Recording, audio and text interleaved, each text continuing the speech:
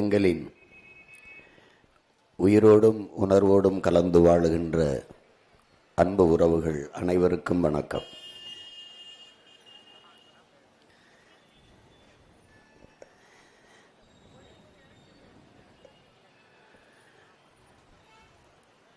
நீண்ட நெடிய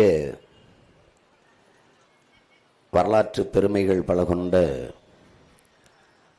தமிழர் என்கிற தேசிய இனத்தின் பிள்ளைகள் நாங்கள். திட்டமிட்டு எமக்குள்ளே மொழிப்பற்று இனப்பற்று இல்லாது ஒழித்து சாதிப்பற்று மதப்பற்றை ஊட்டி பிளந்து பிரித்து சிதைத்து அழித்து முடித்திருப்பதை நாங்கள் அறிகிறோம். தெற்காசிய முழுமைக்கும் பரவி வாழ்ந்தவர்கள் தமிழர்கள்தான், மற்ற இனங்களெல்லாம் வந்து குடியேறியவர்கள் என்று அமெரிக்க ஹார்வர்ட் பல்கலைக்கழகத்தினுடைய பேராசிரியர் பெருமக்கள் டோனி ஜோசப்பும் ரிச்சர்டு மார்டினும் தங்களுடைய ஆய்விலே நிறுவுகிறார்கள். அறிவாசான அம்பேத்கர் அவர்கள் இந்திய நிலப்பரப்பு முழுதும் தமிழை தாய்மொழியாக கொண்ட நாகர்கள்தான் பரவி வாழ்ந்தார்கள் என்கிறார். என்னுடைய மூதாதைகளின் மொழி கூட தமிழ்தான் என்கிறார். இந்த நாட்டை என் நாடு என்று சொந்தம் கொண்டாடி கொள்ள ஒரே ஒரு இனத்திற்குத்தான் உரிமை உண்டு, அது தமிழர்களுக்குத்தான் என்கிறார். இமயவரை பரவி இருந்த நாங்கள், தெற்காசிய முழுமைக்கும் பரவி வாழ்ந்த நாங்கள், இந்த காலடியில் குறுக காரணம் என்ன? இமயத்தில் கொடியை நட்டான் இமயவரம்பன் நெடுஞ்சேரலாதன் என்றால் ஊரன் நாட்டில் ஓடிப்போய் என் பாட்டன் நட்டிருக்க முடியாது. பகருளி ஆற்றுடன் பன்மலை அடுக்கத்து குமரிக்கோடும் கொடுங்கடல் கொல்ல வடதிசை கங்கையுமை இமயமும் கொண்டு தென் திசை ஆண்ட தென்னவன் வாழி என்று எங்களுடைய மூதாதை இளங்கவடிகள் சிலப்பதிகாரத்தில் பாடுகிறார் என்றால், இமயவரை பரவி வாழ்ந்து அதிகாரத்தை செலுத்தியவன் தமிழன் என்று இலக்கிய சான்று கூறுகிறது. வடவேங்கடம் தென்குமரி ஆயிடை தமிழ் கூறும் நல்லுலகு என்று தொல்காப்பியம் கூறுகிறது. இப்படி இவ்வளவு தூரம் பெருமை கொண்டு வாழ்ந்த ஒரு இனம் காலடியில் குறுகி வீழ்ந்து சொந்த நிலத்திலேயே அரசியல் அதிகாரமற்று அடுத்தவனிடம் மனு கொடுத்து மண்டியிட்டு முறையிடுகிற நிலையில் நின்று கொண்டிருக்கிறதுக்கு காரணம் என்ன என்று சிந்தித்து பார்க்கிறோம். எங்களுடைய வளங்கள், நெய்வேலியில் பழுப்பு நிலக்கரி மின்சாரமா, அது எல்லோருக்கும் பொது. எங்களுடைய நரிமணம் பெட்ரோலா, அது எல்லோருக்கும் பொது. எங்கள் மண்ணில் எடுக்கிற மீத்தேன் ஈத்தேனா எல்லாருக்கும் பொது. என் மண்ணில் இருக்கிற அணு உலையிலிருந்து தயாரிக்கப்படுகிற மின்சாரமா, அது எல்லோரும் பகிர்ந்து கொள்வார்கள். நாங்கள் இந்தியர்கள் என்ற தேச உணர்வோடு இருக்க வேண்டும் என்று எதிர்பார்க்கிற இந்த நாடு, நாங்கள் மாண்புமிக்க ஜனநாயகவாதிகளாக இருக்க வேண்டும் என்று எதிர்பார்க்கிற இந்த நாடு, நாங்கள் இறையாண்மையும் தேச ஒற்றுமையும் கடைபிடிக்க வேண்டும் என்று எதிர்பார்க்கிற இந்த நாட்டின் தலைவர்கள், இந்த நாடு காவிரியில் தண்ணி தர மறுப்பதை அவரவர் நீர்வளம் அவரவருக்கே என்று, என் மண்ணின் வளம் எல்லோருக்கும், அவரவர் மண்ணின் வளம் அவரவருக்கே என்று இருந்தால் இது எவ்வாறு தேசப்பற்றையும் தேசிய ஒருமைப்பாடையும் இறையாண்மையையும் காப்பாற்றும் என்கிற கேள்வியை நாம் எழுப்ப வேண்டிய அவசியம் இருக்கிறது. முல்லை பேரியாற்று நதிநீர் உரிமை அது கேரளாவுக்குத்தான், காவிரி நதிநீர் உரிமை அது கன்னடர்களுக்குத்தான் என்றால், அப்ப என்னோட நெய்வேலி பழுப்பு நிலக்கரி மின்சார உற்பத்தி எனக்கே என்று நான் வந்தால் எப்படி இந்தியாவில் இறையாண்மையும் ஒருமைப்பாடும் இருக்கும் என்ற கேள்வியை இன உணர்வும் மான உணர்வும் கொண்ட தமிழ் மக்கள் எண்ணி பார்க்க வேண்டும்.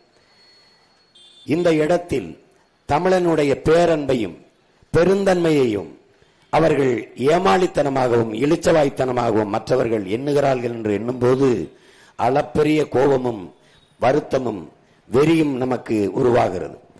நான் மட்டும் ஒரு பேரன்புக்காரனாக பெருந்தன்மைக்காரனாக இந்த நாட்டின் இறையாண்மையும் ஒருமைப்பாடையும் கட்டி காப்பாற்றுகிற தேச குடிமகனாக இருக்க வேண்டும். மற்றவர் அவரவர் இனத்தவனாக இருந்தால் எப்படி சரியாக இருக்கும் என்ற கேள்வியை நாம் எழுப்ப வேண்டிய தேவை இருக்கிறது. ஒரு சொட்டு தண்ணீர் தமிழர்களுக்கு கொடுக்க முடியாது என்று கர்நாடகாவை ஆளுகிற காங்கிரஸ் கட்சியின் முதலமைச்சர், துணை முதலமைச்சர் 2 பேரும் சொல்லுகிறார்கள். ஆனால் அதே கட்சி இந்த நிலத்தில் காவிரி நதிநீர் உரிமையை பேசுவதில்லை. ஒரு சொட்டு தண்ணி தர முடியாது என்று சொன்ன காங்கிரஸ்காரர்களுக்கு தன்மானமும் இனமானமும் கொண்ட தமிழ் மக்கள் நாங்கள் ஏன் ஒரு ஓட்டு கூட போட முடியாது என்ற முடிவை எடுப்பதில்லை என்பதுதான் உங்கள் பிள்ளைகள் நாங்கள் எழுப்புகிற கேள்வி. இதே இந்த நாட்டின் முதலமைச்சராக இருந்த ஐயா ஸ்டாலின் அவர்கள் கர்நாடகாவில் காங்கிரசின் வெற்றிக்கு போய் உழைக்கிறார். அவன் வென்று வந்தால் நமக்கு தண்ணி தர மாட்டான் என்று தெரியும். அவன் வென்று வந்தால் மேகதாதில் அணையை கட்டுவான் என்றும் தெரியும். பிறகு அவன் வெற்றிக்காக அங்கு வாழ்கிற 1.25 லட்சம் 1,25,00,000 மக்கள், நம்ம 1.25 கோடி லட்சம் நம்ம வாழ்கிறோம். அங்க போய் அந்த மக்களின் வாக்கை இங்கே கர்நாடகாவில் இருக்கிற காங்கிரசுக்கு செலுத்துங்கள் என்று கேட்கிறார். ஒரு கட்சியின் தலைவராக போய் கேட்பதில் பிரச்சனை இல்லை. நாட்டின் முதலமைச்சராக எந்த அரசு, எந்த கட்சியின் தலைமை தமிழர்களுக்கு தண்ணி தர மறுக்குதோ அந்த கட்சியை வெல்ல வேண்டும் என்று தமிழ்நாட்டின் முதலமைச்சர் வாக்கு கேட்பாரேனால் நாட்டு மக்கள் மீது என்ன அக்கறை இருக்கிறது என்பதை நீங்கள் யோசிச்சு பார்க்கணும். ஒரு சொட்டு தண்ணி தரமாட்டேன் என்று சொன்ன காங்கிரசுக்கு 29 சீட்டை கொடுத்து ஒரு மாநிலங்களவை உறுப்பினரையும் கொடுத்து கூடவே வைத்துக் கொண்டிருக்கிறார்கள் என்றால், ஒரு சொட்டு தண்ணி என் மண்ணுக்கு தர முடியாத உன்னோடு தேர்தல் கூட்டு இல்லை என்று சொல்ல மறுக்கிறார்கள் என்றால் அறிவு சமூகம் இதை சிந்தித்து பார்க்கணும். இந்த உணர்வு, இந்த சிந்தனை நம்ம இல்லாதனால்தான் காலங்காலமாக ஏமாற்றப்பட்டு வீழ்த்தப்பட்டு வஞ்சிக்கப்படுகிறோம் என்பதை என் அன்பு சொந்தங்கள் அறிய வேண்டும். நாங்கள் எங்கிருந்து வந்தோம்? எதற்காக வந்தோம்? உங்களிடத்திலிருந்து உங்களுக்காக வந்தோம். ஏன் வந்தோம்? உலகின் முதல் மொழி தமிழ், முதல் மாந்தன் தமிழன் என்று தன் ஆய்வு கட்டுரையிலே நிறுவினார் நம்முடைய தாத்தா தேவனைய பாவாணர் அவர்கள். தமிழ் மொழி 50,000 ஆண்டுகளுக்கு மூத்தது என்று உலகில் பல்வேறு மொழி அறிஞர்கள் எல்லாம் அதை ஆய்விலே நிறுவுகிறார்கள். ஆதி மொழி தமிழ், நன்கு கட்டமைக்கப்பட்ட மொழி தமிழ், உலக மொழிகளின் தாய் தமிழ். பல்வேறு மொழிகளுக்கு கலை சொற்கள், உயிர் சொற்கள், வேர் சொற்களை தந்த ஒரு தாயின் தாய்மொழியாக தமிழ் இருக்கிறது. உலகில் எந்த மொழியின் துணையும் இன்றி தனித்து இயங்கக்கூடிய உயர் தனி செம்மொழியாக நம் மொழி தமிழ் இருக்கிறது. அந்த மொழி கண்ணு முன்னாடி சிதைந்து அழிந்து போனது. தமிழோடு சமஸ்கிருதம் கலந்து கலந்து பேசி 1800 ஆண்டுகளுக்கு முன்பு கன்னடர்களாக பிரிந்து சென்றோம். 1600 ஆண்டுகளுக்கு முன்பு தெலுங்கர்களாக பிரிந்து சென்றோம். 15ஆம் நூற்றாண்டிலே நாம் மலையாளிகளாக பிரிந்து சென்றோம். அதன் பிறகு துளுவர்களாக பிரிந்து சென்றோம். ஒரு பெருத்த தேசிய இனம் மொழி கலப்பிலே பிரிந்து பிரிந்து சென்று சிதைந்து அழிந்தது. எப்படி? சோறு இருக்கும்போது சாதம் என்றோம், மகிழ்ச்சி இருக்கும்போது சந்தோஷம் என்றோம், இழப்பு இருக்கும்போது லாபம் என்றோம், இப்படி ஒவ்வொன்றாக வணக்கம் இருக்கும்போது நமஸ்காரம் என்றோம். இப்படி பேசி பேசி நாம் சமஸ்கிருதம் கலந்து கலந்து எது தமிழ் எது சமஸ்கிருதம் என்று தெரியாமல் கலந்து கலந்து பேசி நாம் இப்படி மொழி கலப்பால் பிளந்து பிரிந்து சிதைந்து அழிந்தோம். இப்படித்தான் இமயவரை பரவி இருந்த நாம் காலடியில் குறுக காரணம் இதுதான். சேர சோழ பாண்டியர்களில் சேர மன்னனின் நிலப்பரப்பு எது? சேர மன்னன் ஆண்ட பகுதி எது? எது? சிலப்பதிகாரத்தை எழுதிய இளங்கோவடிகள் எந்த நாட்டின் இளவரசன்? சேர நாட்டின் இளவரசன். சேர நாடு எது? இன்னைக்கு மலையாளம் பேசிக்கொண்டு கேரளாவில் இருக்கிற மக்கள் சேர நாட்டின் பிள்ளைகள். தாய்மொழியில் சமஸ்கிருதத்தோடு தமிழை கலந்து கலந்து தமிழோடு சமஸ்கிருதம் கலந்து அவர்கள் மலையாளியால மாறி போனார்கள். 500 ஆண்டுகளுக்கு முன்னாடி மலையாளம் என்கிற மொழியே கிடையாது. அந்த நிலப்பரப்பை இழந்தோம். ஆனால் இன்று என்ன நிலை? சமஸ்கிருத கலப்போடு ஆங்கிலம் அறிவு என்று கருதிய அன்பு சொந்தங்கள் அடுத்தவன் மொழி எனக்கு எப்படி அறிவாகும் என்ற கேள்வியை எழுப்பாது உலகத்தின் ஆகச் சிறந்த மொழியை, உலகத்தின் தலை சிறந்த இலக்கியங்களை தாய்மொழியிலே படிக்கிற வாய்ப்பை பெற்ற நாம் ஆங்கிலத்திற்கு பல்வேறு சொற்களை கடன் கொடுத்த ஒரு மொழியை வைத்துக்கொண்டு அந்த மொழி சொற்களை எடுத்து நம் மொழியோட பேசி டீ சாப்பிட்டியா, டிபன் சாப்பிட்டியா, வாக்கிங் போனியா, திங்க் பண்ணி ஃபீல் பண்ணி இப்படி பண்ணியாக பேசி நம் மொழியை ஒரு இணைப்பு சொல்லாக நம் தாய்மொழி தமிழை வைத்து சரிபாதிக்கு மேலே ஆங்கிலத்தை கலந்து பேசி தங்கிலீஷாக தமிங்கிலமாக மாற்றிவிட்டார். இங்கே கடத்தெருக்களில் பாருங்கள், எம் சில்க்ஸ், அந்த ஸ்ரீ மாதேஸ்வரா ஜுவல்லர்ஸ். அப்ப நகைக்கடை கிடையாது, பொன்னணி மாளிகை கிடையாது. தூய தமிழில் சொற்கள் இருக்கும் போது ஆங்கிலத்தை கலந்து தமிழில் எழுதுவார்கள், உச்சரிப்பு ஆங்கிலம், ஆங்கிலத்தில் எழுதுவார்கள், உச்சரிப்பு தமிழ். இதுதான் தமிங்கிலம். தெலுங்கர், கன்னடர், மலையாளி, துளுவர் போல நாம் தமிழர்கள் இல்லை, நாம் தமிங்கிலர்கள். இது ஒரு புது இனம். தமிழன் பேச்சில் இருக்காது, தமிழன் எழுத்தில் இருக்காது, தமிழன் நாட்டில் இருக்காது, அதிகாரத்தில் இருக்காது, வழிபாட்டில் இருக்காது, கல்வி பள்ளிக்கூடங்களில் பயிற்று மொழியாக, கல்லூரிகளில் பயிற்று மொழியாக இல்லை, ஒரு பாடமொழியாக கூட தாய்மொழி இல்லை.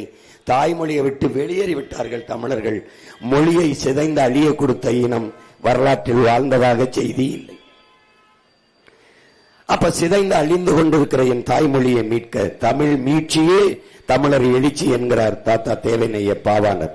அந்த என் தாய்மொழி சிதைந்து அழிந்து போனதை மீட்சியுற வைக்க, தமிழரை எழுச்சியுற வைக்க தமிழர் ஆட்சி அமைய வேண்டும். அப்ப என் தாய்மொழியை மீட்க காக்க வேற வழியின்றி அந்த தாயின் பிள்ளைகள், இந்த தலைமுறை தமிழ் பிள்ளைகள் வந்தோம். வரலாற்றில் புறக்கணிக்கப்பட்ட இனத்தின் மக்கள் ஒரு நாள் தங்களுக்கான வரலாற்றை தாங்களே எழுதுவார்கள் என்கிறார் புரட்சியாளர் அண்ணல் அம்பேத்கர். நாங்கள் எங்கள் வரலாற்றை இழந்தோம், எங்கள் வரலாற்றை மறந்தோம், நாங்கள் யார் என்ற பெருமையை மறந்தோம். அதனால் எங்களுக்கு வரலாறு என்பதே இந்த 100 ஆண்டு கால திராவிட கட்சிகளின் வரலாறு, 60 ஆண்டு கால திராவிட கட்சிகளின் வரலாறு, ஆட்சிகளின் வரலாறு தான். எதுவென்றாலும் எல்லா இருந்தாலும் ஐயா ஈவேரா தான், அவர்தான் படிக்க வைத்தார், அவர்தான் பெண்களுக்கு போராடினார், அவர்தான் உனக்கு எல்லாம், அவர்தான் பல்லு விளக்கி விட்டார், அவர்தான் சட்டை போட்டு விட்டார், எல்லாம் பெரியார். நாங்கள் சொல்கிறோம், எங்கள் இனத்தின் முன்னோர்கள் ஒவ்வொருவரும் எங்களுக்கு பெரியார் என்று வந்தோம். எல்லா அடையாளங்களையும், எம்மின அடையாளங்களை மறைத்து திராவிட அடையாளங்களை, இந்திய அடையாளங்களை நிறுவினார்கள். வரலாற்றிலே வீரன் என்றால் மராட்டிய மன்னன் சிவாஜி தான், அதைத்தான் எங்களுக்கு படிப்பித்தார்கள். அப்போது எங்களது முன்னவர்கள், எங்கள் பாட்டன் தீரன் சின்னமலை, பூலித்தேவன், மருதுபாண்டியன், கட்டப்பொம்மன், எங்களுடைய பாட்டி வேலுநாச்சியார், சுந்தரலிங்கனார், அழகுமுத்துக்கோன், எங்கள் முன்னையில் எங்க முன்னவர்கள் பண்டாரவன்னியன், எங்க மூதாதையர்கள் எல்லாம் வீரர்கள் இல்லையா என்ற கேள்விக்கு பதிலில்லை. வல்லபாய் பட்டேலை படிக்க வைத்தார்கள். செக்கெழுத்த செம்மல் என் பாட்டன் வஉசியை வரலாற்றில் மறைத்தார்கள். வீர பெண் என்றாலே சான்சிராணி தான். நம் பாட்டி வேலுநாச்சியார் பிறந்து இறந்து 85 ஆண்டுகள் கழித்து தான் அந்த மணிக்கர்ணை என்கிற பெண்ணை, அந்த சான்சிராணியின் இயற்பெயர் மணிக்கர்ணை, அவளை பிறக்கிறாள். அப்போது நமக்கு வரலாற்றில் தென்னாட்டின் சான்சிராணி என்று நம் பாட்டி வேலுநாச்சியாரை எழுதுகிறார்கள். அவளை எழுத வேண்டும், வடநாட்டின் வேலுநாச்சியார் என்று வரலாறு மறைக்கப்படுகிறது. வரலாற்றை மறந்துவிட்ட இனம் சுடுகாட்டில் இறந்து கிடக்கிற பிணம் என்கிறான் ஹோசிமின். வரலாற்றில் தெளிவு வராத எந்த இனமும் எழுச்சியுற முடியாது என்கிறான் புரட்சியாளர் லெனின். வரலாற்றை படிக்காதவன் வரலாற்றை படைக்க முடியாது என்கிறார் புரட்சியாளர் அண்ணல் அம்பேத்கர். வரலாறு தான் எங்கள் வழிகாட்டி என்கிறார் எங்கள் உயிர் தலைவன் மேதகுவே பிரபாகரன் அவர்கள். அப்ப வரலாற்றை மறந்துவிட்ட இனமும், அதையெல்லாம் வாசித்து நேசித்த பிள்ளைகள் நாங்கள். வேற இழந்த மரமும் வரலாற்றை மறந்த இனமும் வாழாது என்ற புரிதலோடு வரலாற்றை திருப்பி மறுபடி எம்முடைய வரலாற்றை கிளர்ந்து எழுதுவதற்காகவே நாங்கள் வந்தோம். என் அன்பு சொந்தங்களே, இழந்த உரிமை, கச்சத்தீவு இல்லை, காவிரி நதிநீர் உரிமை இல்லை, முல்லை பேரியாற்று நதியுரிமை இல்லை, நிலமங்கும் நச்ச ஆலைகள். ஒவ்வொரு காலகட்டத்திலும் நாங்கள் வேளாண்மைக்கு காவிரி நதிநீருக்கு கையேந்தி நிற்க வேண்டியது இருக்கிறது. 500 TMC 450 TMCக்கு குறையாம தண்ணீர் வந்து கொண்டிருந்த காலத்தில் வழக்கை தொடுத்தார் ஐயா கருணாநிதி, கூடுதலாக தண்ணி வேண்டும் என்று. அப்போது பிரதமர் அமைச்சராக இருந்தது அம்மையார் இந்திரா காந்தி. கர்நாடகாவில் ஆளுகிற உயரத்தில் காங்கிரஸ் இருப்பதால் அதை இழக்க தயாராக இல்லாத காங்கிரஸ் அந்த வழக்கை திரும்ப பெறுங்கள் என்று ஐயா கருணாநிதி அவர்களுக்கு அழுத்தம் கொடுத்ததால் ஆட்சியை கலைச்சு விடுவார்களோ என்ற அச்சத்தில் வழக்கை திரும்ப பெற்றார். அது பிரச்சனையாக மாறியது. ஒவ்வொரு ஆண்டும் கையேந்தி 450 டிஎம்சி 500 டிஎம்சி இங்கே இப்ப 150 டிஎம்சிக்கு வழக்கு போட்டு ஒவ்வொரு நாளும் போராடி போராடி பெற வேண்டிய நிலைமையில் இருக்கிறது. 950 மில்லிமீட்டர் நமக்கு ஆண்டு ஒன்றுக்கு மழை, 4500 டிஎம்சி கிட்ட மழை தண்ணீர் நமக்கு கிடைக்கிறது. அந்த நீரிலே 1500 டிஎம்சியை தான் நான் பயன்படுத்துகிறோம், மீதியை கடலிலே கலக்க விடுகிறோம். உங்கள் பிள்ளைகள் நாங்கள் ஆட்சிக்கு வரும்போது தண்ணீரின் தேவையில் தன்னிறைவு என்ற திட்டத்தை கொண்டு வந்து, நீரின்றி அமையாத உலக இந்த நீர்வள பெருக்கம் என்ற திட்டத்தை கொண்டு வந்து கடலிலே கலக்கிற அந்த 1500 டிஎம்சி போக மீதி 2500 டிஎம்சிக்கு மேலே கடலிலே கலக்கிறது. அதிலே 500 டிஎம்சியை நாங்கள் சேமித்தாலே போதும். கணக்கில்லாத ஏரி, குளம், குட்டை, கம்மாய், தாங்கள் கரணை என்று வெட்டி வெட்டி நம்ம தேக்கினாலே நம்ம அடுத்தவனிடத்திலே கையேந்த வேண்டிய அவசியமில்லாமல் போகும். தன்மானத்தோடு தமிழர்கள் தண்ணீரின் தேவையிலே தண்ணீரை விடந்து வாழ முடியும். அதை செய்தே ஆக வேண்டும் என்பதற்காகத்தான் உங்கள் பிள்ளைகள் நாங்கள் வந்தோம். வேளாண்மையை கைவிட்ட நாடுகள் எல்லாம் பிச்சை எடுக்கிறது. வேளாண்மை என்பது தொழில் அல்ல, அது நம்முடைய பண்பாடு, அது நம்முடைய கலாச்சாரம், நம்ம வாழ்க்கை முறை. ஆதியில் இருந்து நாம் செய்தது அதுதான், நம்ம வாழ்க்கையோடு பின்னி பிணைந்த ஒன்று. அந்த வேளாண்மையை கைவிட்டு விட்டு நம் மக்கள் உழைப்பிலிருந்து வெளியேறிவிட்டார்கள். ஒரு தாழ்வு மனப்பான்மை. வேளாண்மை படிக்காதவன் செய்கிற தொழில், ஆடு மாடு வளர்ப்பதெல்லாம் படிக்காதவன் செய்கிற வேலை என்று என் மக்கள் எண்ணுகிறார்கள். இல்லை, படித்தவனும் செய்யலாம் என்று வேளாண்மை செய்வது அரசு பணி, ஆடு மாடு வளர்ப்பது அரசு பணி என்று மாற்றி அந்த வேளாண்மையை அழிய விடாமல் மீட்டுருவாக்கம் செய்து மறு கட்டமைப்பு செய்யவே உங்கள் பிள்ளைகள் நாங்கள் வந்தோம். ஒவ்வொன்றாக இந்த நிலத்தில் இருக்கிற இந்த கொடிய ஆட்சி முறையை மாற்றி ஒரு தூய நல்ல ஆட்சியை, தமிழர் அறம் சார்ந்த ஆட்சியை இந்த மண்ணில் நிறுவ வேண்டும் என்பதற்காகவே உங்கள் பிள்ளைகள் நாங்கள் வந்தோம். 1 விழுக்காடு 2 விழுக்காடு அரை விழுக்காடு வாக்கு வச்சிருக்கிறவர்கள் எல்லாம் கூட்டணியில் பேரம் பேசி சீட்டும் நோட்டும் வாங்கி கொண்டு போகும்போது 8.5 விழுக்காடு 36 லட்சம் வாக்கு தனித்த ஒரு கட்சி, இது எங்கள் வாக்கு என்று சொல்லக்கூடிய ஒரு தகுதியை பெற்ற கட்சி உண்டென்றால் அது நாம் தமிழர் கட்சி மட்டும்தான். திமுக இது எங்க கட்சியின் வாக்கு என்று சொல்ல முடியுமா? இல்ல அதிமுக இது எங்க கட்சியின் ஓட்டு என்று சொல்ல முடியுமா? முடியாது. இப்படி தனித்து நிற்கிற உங்கள் பிள்ளைகள் எங்களை எத்தனை கட்சிகள் பேரம் பேசி, எத்தனை ஆயிரம் கோடி பேரம் பேசி எவ்வளவு பதவி ஆசையை காட்டியிருப்பார்கள். ஏன் நாங்கள் செல்லவில்லை? நாங்கள் பதவிக்காக வந்தவர்கள் இல்லை, எம் மக்களின் உதவிக்காக வந்தவர்கள். நாங்கள் எம் மக்களை வைத்து பிழைக்க வந்தவர்கள் அல்ல, எம் மக்களுக்காக உழைக்க வந்தவர்கள். நாங்கள் பணத்துக்காக வந்தவர்கள் அல்ல, நாங்கள் பிறந்த பெருமை மிக்க தமிழர் என்கிற இனத்திற்காக வந்தவர்கள். அதனால்தான் தனித்து நிற்கிறோம், தனித்துவத்தோடு நிற்கிறோம், உயர்ந்த தத்துவத்தோடு நிற்கிறோம். மாற்றம் என்ற சொல் என்பது வெறும் சொல்லல்ல, அது செயல் என்ற புரிதலோடு இந்த களத்திலே நிற்கிறோம். இது மாற்றத்திற்கான எளிய மக்களின் புரட்சி என்ற முழக்கத்தை முன்வைத்து நிற்கிறோம். அதனால்தான் மாறுவோம், மாற்றுவோம், இது மாற்றத்திற்கான எளிய மக்களின் புரட்சி என்று. இப்படித்தான் ஒரு புள்ளியிலிருந்து தான் ஒவ்வொன்றும் தொடங்கி இருக்கிறது. என் உடன் பிறந்தார்களே, ஒரு வண்டி நிறைய குப்பை என்றாலும் அதை கொளுத்துவதற்கு வண்டி நிறைய யாரும் நெருப்பை எடுத்து செல்வதில்லை. ஒரு தீப்பெட்டி, ஒரு தீக்குச்சி தான். இப்போ உங்க கைகளில் உங்கள் பிள்ளைகள் தீக்குச்சிகளாக இருக்கிறோம். கொளுத்தி போடுங்கள். அநீதிக்கு எதிராக, அடக்குமுறைக்கு எதிராக, பசி பஞ்சம் ஊழல் லஞ்சத்திற்கு எதிராக, சாதிய இழிவு தீண்டாமை கொடுமைக்கு எதிராக, பெண்ணி அடிமைத்தனம் வன்முணர்வு கொலைகளுக்கு எதிராக, மதுமத போதைக்கு எதிராக, வள கொள்ளைகளுக்கு எதிராக இந்த புரட்சி தீ பற்றி எரியட்டும். உங்கள் பிள்ளைகள் தீக்குச்சிகளாக எரிகிறோம் என்றுதான் உங்கள் கைகளில் வந்து இருக்கிறோம். எனவே என் அன்பு சொந்தங்கள், என் அருமை உடன் பிறந்தார்கள், பேரன்பு மிக்க எனது பெற்றோர்கள், உங்கள் பிள்ளைகள் நாங்கள் எடுத்து வைக்கிற அரசியலை கொஞ்சம் ஆழ்ந்து கவனியுங்கள். மற்றவர்கள் சொல்லுகிற அரசியலையும் பாருங்கள். நாங்கள் வந்தால் மிக்சி தருவோம், கிரைண்டர் தருவோம், அண்டா தருவோம், 2000 தருவோம், 10,000 தருவோம், பிரிட்ஜ் தருவோம், டிவி தருவோம், அதெல்லாம் நாங்கள் சொல்ல மாட்டோம். அதையெல்லாம் நீங்களே வாங்கிக் கொள்கிற வேலை வாய்ப்பையும் வசதியையும் வருவாய் பெருக்கத்தையும் உங்கள் பிள்ளைகள் தருவோம். தன் கையை சார்ந்து வாழ்கிற தற்சார்பு தன்மான வாழ்க்கையை உங்கள் பிள்ளைகள் உங்களுக்கு தருவோம். ஏனென்றால் என் ஆத்தாலும் அப்பனும் கையேந்தது அவமானமாக கருதினேன். என் உடன் பிறந்தார்கள், என் தம்பியும் தங்கையும் கையேந்துவதை அவமானமாக நான் கருதுகிறேன். ஒரு தேசிய இனத்திற்கான தலைகுனிவாகவும் இழிவாகவும் கருதுகிறோம். என்ன வளம் இங்கே இல்லை, அந்த வளத்தை வைத்து நிலத்திலே எண்ணற்ற வேலை வாய்ப்பை உருவாக்கி உங்கள் பிள்ளைகள் படித்தவர் படிக்காதவர் அனைவருக்கும் அரசு வேலை, இனி படிக்காதவரே இல்லை என்ற நிலையை உருவாக்குது எங்களின் அடுத்த வேலை என்ற கனவோடு இந்த களத்திலே நிற்கிறோம். எனவே இலவசங்கள் என்பது உங்கள் பிள்ளைகளின் எங்களின் ஆட்சியிலே அறிவை வளர்க்கும் கல்வி உலகத்தரத்திற்கு சரியாக சமமாக தரமாக கொடுப்போம். உயிரை காக்கும் மருத்துவம் ஒரு மகத்தான சேவை, அது என் மக்களுக்கு தேவை என்ற அடிப்படையிலே உயர்ந்த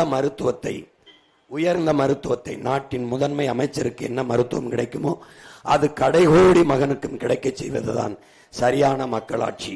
சரியாக சமமாக தரமான மருத்துவத்தை தரமுயர்த்தி என் மக்களுக்கு கட்டணமல்லாமல் கொடுப்போம்.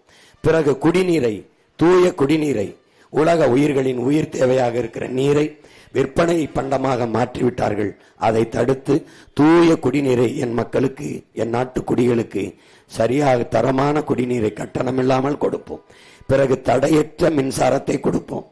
எரிகாற்று உருளை கொடுப்போம், இலவசமாக இல்லை, குறைந்த கட்டணத்திற்கு. நாங்களே எரிகாற்று உற்பத்தி செய்வதால் குறைந்த கட்டணத்துக்கு உற்பத்தி செலவை மட்டும் எடுத்துக்கொண்டு என் மக்களுக்கு தடையின்றி எரிகாற்று சிலிண்டரை கொடுப்போம். பயணிக்க நல்ல பாதை கொடுப்போம், தரமான போக்குவரத்து கொடுப்போம். இப்படி இதுதான் அடிப்படை கட்டமைப்பு. அதை உங்கள் பிள்ளைகள் செய்வோம். மற்றவர்களைப் போல மோட்டர் பைக்கு தருவோம், கார் தருவோம், 2000 தருவோம், 3000 தருவோம், தாலிக்கு தங்கம் தருவோம், அதெல்லாம் நாங்கள் சொல்ல தயாராக இல்லை, செய்ய மாட்டோம். நாங்கள் வந்தால் டாஸ்மார்க்கை மூடுவேன், வந்த உடனே மூடுவேன். பணம்பால், தென்னம்பால், ஈச்சம்பால், மூலிகை சாறு என்று கல்லை திறந்து விடுவேன். இந்த டாஸ்மார்க் சீம சரக்கை மூடி விடுவேன். ஒருத்தர் கூட இந்த சாராய கடையை மூடுவேன் என்று ஒருத்தரும் சொல்ல மாட்டேன் என்கிறார்கள். சாராய கடை திறந்து வச்சுட்டு பெண்களுக்கான பாதுகாப்பு, நாட்டு மக்களின் நலன் என்றெல்லாம் பேசுவது, சட்டம் ஒழுங்கு என்றெல்லாம் பேசுவது எவ்வளவு வேடிக்கையானது என்பதை அறிவார்ந்த எனது சொந்தங்கள் எண்ணி பார்க்க வேண்டும். ஒவ்வொன்றிலையும் ஒரு மாற்று சிந்தனையோடு, ஒரு பெரும் கனவோடு உங்கள் பிள்ளைகள் வந்திருக்கிறோம். இந்த கனவு என்னுடையது இல்லை, என் முன்னவர்களின் எச்சமும் சொச்சமும் தான் நாங்கள். எங்கள் தலைவன் என் முன்னவர்கள் தூக்கிச் சுமந்த கனவை தூக்கிச் சுமந்தான். தமிழர் அறம் சார்ந்த ஆட்சி, அறம், மானம், வீரம் மூன்றும் உயிரென்று வாழ்ந்த இனத்தின் மக்களினுடைய கனவு. அவன் கந்த கனவு, என் தலைவன் கந்த கனவு. 200 ஆண்டுகளுக்கு பிறகு என் இனம் எப்படி உரிமை பெற்று பெருமையோடு உயர்ந்து சிறந்து வாழ வேண்டும் என்ற கனவு. அந்த கனவை அவன் பிள்ளைகள் எங்களுக்கு கையளித்தான். அந்த கனவோடு இந்த தமிழகத்தின் தெருக்களெங்கும் கத்தி கத்தி ஓடி வருகிறோம். என் அருமை சொந்தங்களே, உங்களை நம்பி நிற்கிற பிள்ளைகளை தனித்து எப்படி சீமான் நிற்கிறான், எப்படி வெல்வான், அவன் தம்பி தங்கைகள், அவன் பிள்ளைகள் எப்படி வெல்வார்கள்? நாங்கள் எங்கே தனித்து நிற்கிறோம்? இத்தனை கோடி தமிழ் சொந்தங்கள் என்னும் பெற்றோர்கள், பேரன்புமிக்க என் உறவுகளோடு இணைந்து கூட்டணி வைத்திருக்கிற ஒரே கட்சி நாம் தமிழர் கட்சி மட்டும்தான். நான் கட்சியை நம்பவில்லை, தலைவர்களை நம்பவில்லை, தமிழர்களை நம்புகிறேன். நான் இயக்கங்களை நம்பவில்லை, அடுத்த தலைமுறை இளைஞர்களை நம்பி இந்த களத்திலே உங்கள் பிள்ளைகள் நிற்கிறோம். எங்களை பெற்றவர்கள், எங்கள் உடன் பிறந்தவர்கள் எங்களை கைவிட மாட்டார்கள் என்ற அசைக்க முடியாத நம்பிக்கையில் நிற்கிறோம். உங்களை நம்பி நிற்கிற பிள்ளைகளை கைவிட்டு விட்டீர்கள் என்ற வரலாற்று பதிவு வரவிடாமல் நம்பி நின்ற பிள்ளைகளை வெல்ல வைத்தார்கள் என்ற வெற்றி சரித்திரத்தை எழுதுங்கள் என் அன்பு சொந்தங்களே. அதிமுக வெல்வதோ திமுக வெல்வதோ சாதாரண நிகழ்வு. ஏனென்றால் பலமுறை அவர்கள் வென்றிருக்கார்கள். உங்கள் பிள்ளைகள் நாங்கள் வெல்வது சரித்திரத்தில் மாபெரும் புரட்சி என்பதை மனதில் கொண்டு என் அன்பு மக்கள், உங்கள் பிள்ளைகள் எங்களுக்கு விவசாய சின்னத்திலே வாக்கு செலுத்தி வெற்றி பெற செய்ய வேண்டும். இந்த மேட்டூர் தொகுதியிலே போட்டியிடுகிற என் அன்பு மகள் வித்யாராணி வீரப்பன் அவர்களுக்கு நீங்கள் விவசாய சின்னத்திலே வாக்கு செலுத்த வேண்டும். உங்களுக்கு தெரியும், தமிழனுக்கு எந்த வீர குறியீடும் இல்லாமல் அழிக்க வேண்டும் என்பது திராவிடத்தினுடைய நோக்கம். பிரபாகரன் என்றால் அவன் தீவிரவாதி, பிரிவினவாதி. வீரப்பன் என்றால் அவன் சந்தனக்கட்டை கடத்தியவன், மாயாவி, திருடன் என்று கட்டமைப்பார்கள். தமிழர்கள் வீர மக்களை பெற்ற ஒரு இனம்தான் பாதுகாப்பாக வாழும். வீர மக்களை பெறாத இனம் சிதைந்த அழியும், நாடு அழியும் என்கிறார். அப்படி வீர மக்கள் நம் இனத்தில் பல்வேறு முன்னவர்கள் தோன்றினார்கள். அதில் நம் கண்முன்னே பிறந்த வீர மக்களில் ஒருவன்தான் வீரப்பன் என்ற பெருமா வீரன், பிரபாகரன் என்ற எங்கள் உயிர் தலைவன். இந்த குறியீடுகளை எல்லாம் சொல்ல விடமாட்டார்கள். பேசும்போது, சீமான் பேசும்போது பிரபாகரன் என்று சொல்லும்போது கைதட்டுகிறார்கள், மக்கள் ஆர்ப்பரிப்பார்கள். வீரப்பன் என்று சொல்லும்போது கைதட்டுகிறார்கள், ஆர்ப்பரிக்கிறார்கள் என்று உளவுத்துறை குறிப்பெழுதி கொடுக்கும் போது தமிழர்கள் வீரத்தில் நின்று நிமிர்ந்து எழுச்சி வருகிறார்கள். விடக்கூடாது என்று வீரப்பனை பற்றி பேசினால் தடை, சுவரொட்டி ஒட்டினால் தடை. நான் ஒட்டும்போது கிழித்தார்கள், எண்ணற்ற வழக்குகளை மேலே போட்டார்கள். வீரப்பன் திருடன் என்றார்கள். வீரப்பனை திருடன் என்றால் ஜெயலலிதா கருணாநிதிக்கு என்ன பேர் என்று கேட்டேன். வாயை மூடிக்கொண்டு நின்று விட்டார்கள். சந்தனக்கட்டையை வெட்டி வித்தான் என்றார்கள். யானை தந்தத்தை கடத்தி வித்தான் என்றார்கள். சரி, வெட்டியவன் காட்டுக்குள்ளிருந்தான், வித்தவன் தந்தத்தை வித்தவன் காட்டுக்குள்ளிருந்தான். வாங்கியவன் எங்கே இருந்தான் என்று கேட்டேன். வித்தவனையை விரட்டி விரட்டி போனீர்களே, வாங்கியவனை ஏன் ஒருவனை கூட கைது செய்ய உள்ளே போடவில்லை என்றால், வித்தவன் எங்கள் ஐயா என்றால் வாங்கியவன் அதிகாரத்தில் இருந்தவன் இவன். அதனால் அவர் வெளியே வந்து பேசினால் பல பேருடைய உண்மை வெளியே வந்துவிடும் என்று காட்டுக்குள்ளே வைத்து கொள்ள வேண்டிய நிலைமை இருந்தது. மோதி வெல்லாமல் மோரிலே விஷத்தை வைத்து கொன்று இறந்த பிணத்தை எடுத்து வந்து மீசையை வெட்டி வண்டியில ஏற்றி போய் துப்பாக்கி வச்சு தூரத்துட்டு ஆட்டு ரத்தத்தை பீச்சி விட்டு வென்று விட்டோம் என்று பீத்தி கொண்ட கோழைகள் இந்த நாட்டிலே. இன்னைக்கு எவனாவது சொல்ல முடியுமா? எந்த கட்சியாவது, இதே அதிமுக சொல்லுமா எங்க ஆட்சியில் தான் வீரப்பனை கொன்றோம் என்று சொல்லுமா? என் தலைவன் இனக்காவலன் என்றால் எங்கள் வீரப்பன் இந்த நாட்டின் வனக்காவலன் என்பதை தமிழ் இளம் தலைமுறையினர், அவன் உயிரோடு இருக்கிற வரை 6000 சதுர கிலோமீட்டரில் ஒரு கர்நாடக காக்கை கூட பறக்கவில்லை. அவன் செத்தான், ஒக்கணைக்கல் என்னது என்று எடியூரப்பா கால் வச்சு விட்டான். அவர் இருந்திருந்தால் காவிரியில் ஒரு சொட்டு தண்ணி தர முடியாது என்று கன்னடர்கள் பேசியிருக்க முடியுமா என்று தன்மானமிக்க தமிழ் மக்கள் சிந்தித்து பார்க்கணும். திட்டமிட்டு அழிப்பார்கள். இப்போது உங்கள் முன்னால் நிற்கிற மகனை தமிழர் தேசியம், தமிழர் உரிமை, தமிழர் நிலம் வளம், தமிழர் காடு மலை, என் மொழி, என் வரலாறு என்று நான் பேசும்போது என்னை செப்பரேட்டிஸ்ட், சாவனிஸ்ட், இனவெறியன், மொழிவரியன் என்று பேசுகிறார்கள். இப்படித்தான் பழி சுமத்தி அளிப்பார்கள். என்னை மொழிவரியன், இனவெறியன் என்று சொல்லும் போது எனக்கு ஒரு பெருமையும் திமிரும் ஒரு நிமிரும் வரும். ஏன் என்னை தமிழ் இன வெறியன் என்று சொல்லும் போது அப்போது நான் உறுதியாகிறது, நான் ஒரு நல்ல தமிழ் தாய்க்கும் தமிழ் தகப்பனுக்கும் பிறந்திருக்கிறேன். நான் இன உணர்வு, மான உணர்வோடு இன்னும் வாழ்கிறேன். என்னிடத்தில் மொழிப்பற்று, இனப்பற்று மேலோங்கி இருக்கிறது. எங்கு பிறப்பினும் தமிழன் தமிழனே, இங்கு பிறப்பினும் அயலானே. தமிழன் பெருமைக்குரியவன். காரணம், தமிழ் பெருங்குடியில் பிறந்ததனாலே தமிழன் பெருமைக்குரியவன் என்கிறான் எங்கள் தாத்தா புரட்சி பாவலன் பாவேந்தன் பாரதிதாசன். அப்படி நாங்கள் பெருமைக்குரிய இனத்தின் மக்கள் என்கிற நிமிர்வு, அந்த பெருமிதம் எங்களுக்குள்ளே வருகிறது. எனவே அறிவு சமூகமே, எங்களை பெற்றெடுத்த என் அன்னை தமிழ் பேரினமே, உங்கள் பிள்ளைகள் நாங்கள் கையேந்தி நிற்பது வாக்கு என்பதை இல்லை, எதிர்கால தலைமுறையின் வாழ்க்கை என்பதை அறிவு சமூகம் அறிந்து என் அன்பு மகள் வித்யாராணி வீரப்பன் அவர்களுக்கு நீங்கள் விவசாய சின்னத்திலே வாக்கு செலுத்தி வெற்றி பெற செய்யுங்கள். எல்லாருக்கும் வெற்றியை கொடுத்து விட்டீர்கள். ஐயா கருணாநிதி அவர்கள் ஆட்சியில் பல முறை வாழ்ந்துட்டீர்கள். அம்மையார் ஜெயலலிதா ஆட்சியில் 4 முறைக்கு மேல் வாழ்ந்துட்டீர்கள். ஐயா ஸ்டாலின் ஆட்சியில் 5 ஆண்டுகள் வாழ்ந்துட்டீர்கள்.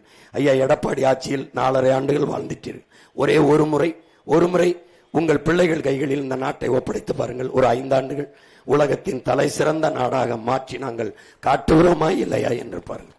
பூமியின் சொர்க்கமாக இந்த நாட்டை மாற்றி படைக்கிறோமா இல்லையா பாருங்கள். பெருங்கனவோடு நிற்கிறோம். தலையெங்கும் சிந்தனையெங்கும் கனவு.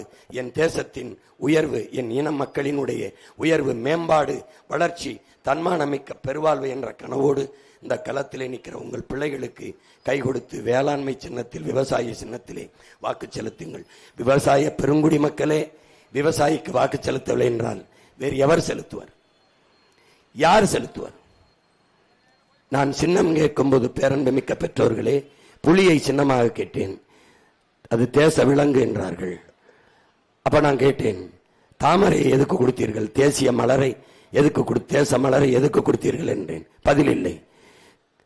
யானையை கேட்டேன். யானையை ஏற்கனவே கொடுத்தாய்விட்டது, உயிர் உள்ளது எதையும் கொடுக்க முடியாது என்றார்கள்.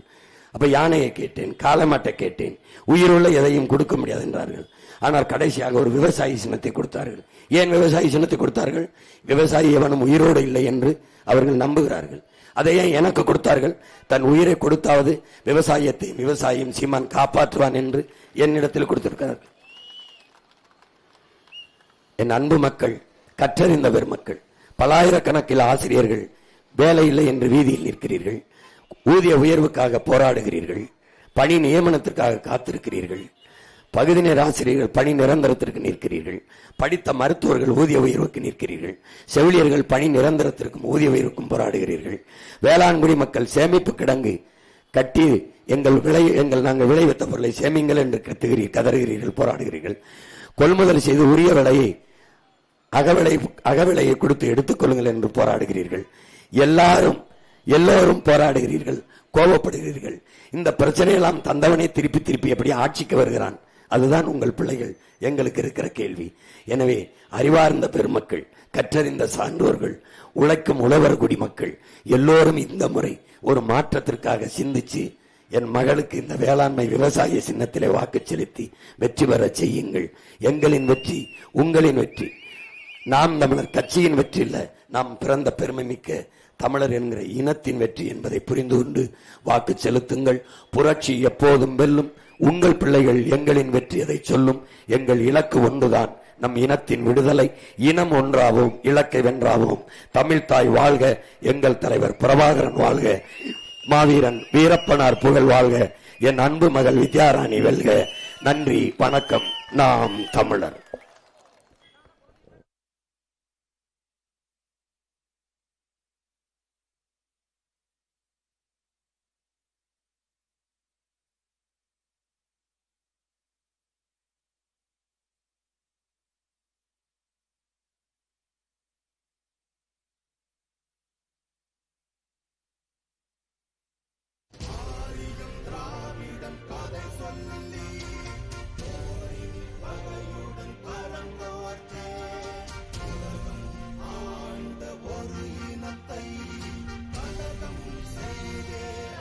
ஹலோ